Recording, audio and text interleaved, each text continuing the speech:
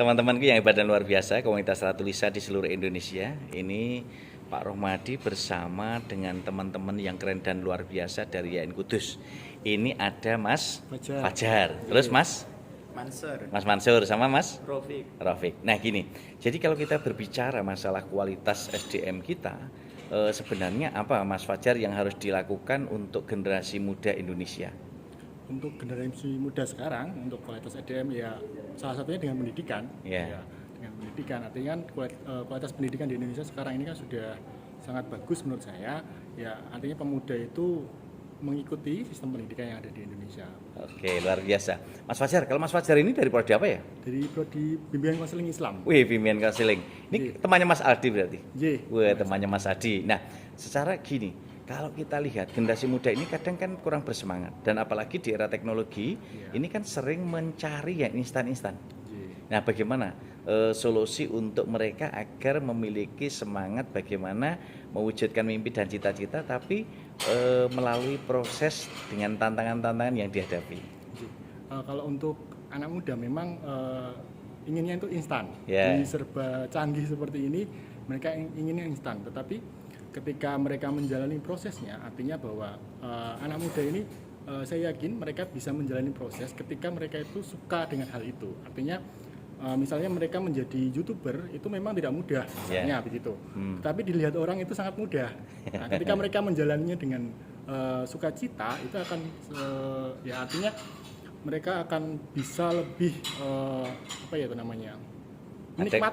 menikmati ya, luar biasa. Sehingga nanti dari ketelitian, kesungguhan dan kemauan itu akhirnya bisa menghasilkan yang nyata ya. Oke, luar biasa. Nah, sekarang Mas Mansur nih. Mas Mansur sama siapa tadi? Rofik. Nah, ini dari komunikasi Islam semua? Bukan, Pak, saya politik. Wih, politik keren. Oke, Mas Rofik dulu. Mas Rofik, kalau dari sisi politik, generasi muda kita bagaimana minatnya masuk politik? Menurut saya saat ini generasi muda itu cenderung apatis ya dengan politik karena minimnya figur keteladanan dari tokoh-tokoh politik baik lokal maupun nasional. Gitu ya. Jadi sebenarnya kata kuncinya keteladanan ya. Karena keteladanan itu memikat hati ya. Wih, luar biasa Mas Rafik, dan keren, luar biasa. Nah, sekarang Mas Mansur nih. Mas Mansur dari prodi apa? Komunikasi dan penyiaran Islam. Wah, ini komunikasi. Mas Mansur, sebenarnya generasi muda kita itu kalau kita lihat dari sisi strategi komunikasinya itu bagaimana?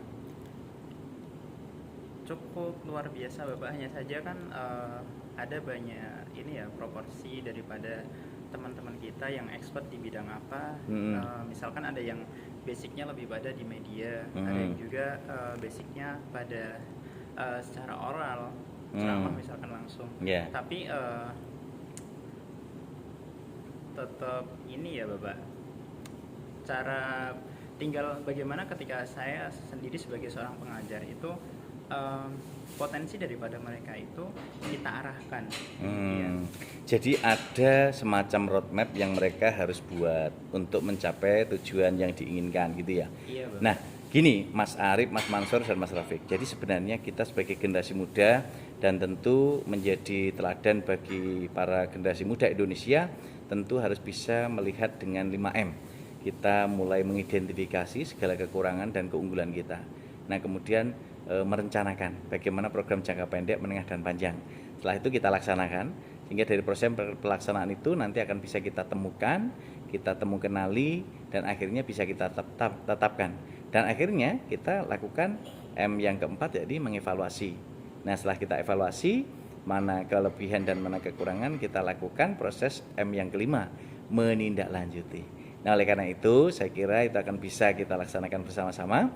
Dan teman-teman ini sebagai generasi dosen-dosen muda di YN Kudus yang keren dan luar biasa dari Fakultas Dakwah dan Komunikasi Islam. Semoga keren dan luar biasa dan teruslah berliterasi dengan Ratu Lisa. Rajin menulis dan membaca untuk kemajuan dan kejayaan multi generasi Indonesia. Karena apa? Prinsipnya kita sebagai generasi muda tentu akan selalu ingat pesan Pak Arfan dalam novelnya Laskar Pelangi. Kalian harus memiliki keberanian dan pantang menyerah menghadapi tantangan macam apapun. Dan ingat, hiduplah untuk memberi sebanyak-banyaknya, bukan untuk meminta sebanyak-banyaknya. Dan kita semua insya Allah akan bisa tetap menyinari dunia seperti bintang, bulan, dan matahari. yang selalu menyinari bumi baik tampak maupun tidak tampak oleh manusia.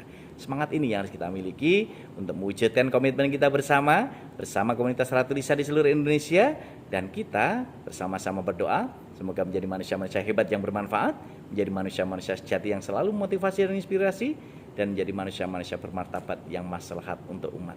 Semangat bersama untuk kita semuanya. Assalamualaikum warahmatullahi wabarakatuh. Bersama saya Muhammad Rahmati, Ratu Lisa untuk Indonesia.